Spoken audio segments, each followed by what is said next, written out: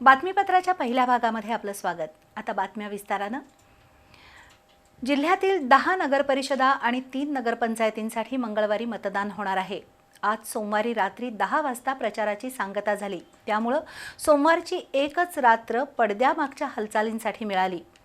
दुसरीकडे मंगळवारच्या मतदान प्रक्रियेसाठी आज दिवसभरात ईव्हीएम आणि अन्य मतदान साहित्य रवाना करण्यात आलं।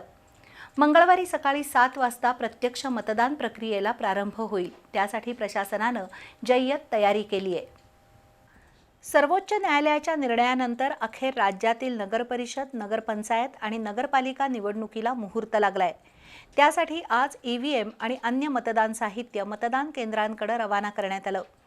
कोल्हापूर जिल्ह्यात 10 नगरपरिषद आणि 3 नगरपंचायतीसाठी मंगळवारी मतदान होणार आहे।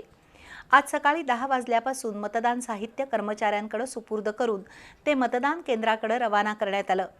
मंगळवारी सकाळी 7 वाजल्यापासून प्रत्यक्ष मतदान प्रक्रिया सुरू होईल। जिल्हाधिकारी अमोल येडगे यांनी आज सर्व नगरपरिषद आणि नगरपंचायतीच्या निवडणूक निर्णय अधिकाऱ्यांची ऑनलाईन आढावा बैठक घेतली। आदर्श आचारसंहितेचे पालन करत मतदान प्रक्रिया सुरळीत पार पाडण्याच्या सूचना दिल्या।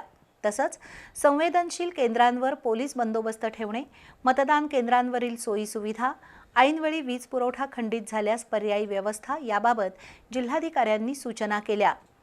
2 डिसेंबरला नगरपालिका निवडणुकीचं मतदान झाल्यानंतर 3 डिसेंबरला मतमोजणी होणार आहे।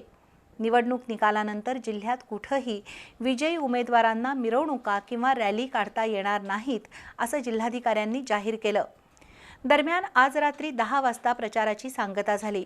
त्यामुळे गेले 8 दिवस सुरू असलेला राजकीय धुराळा आज खाली बसला।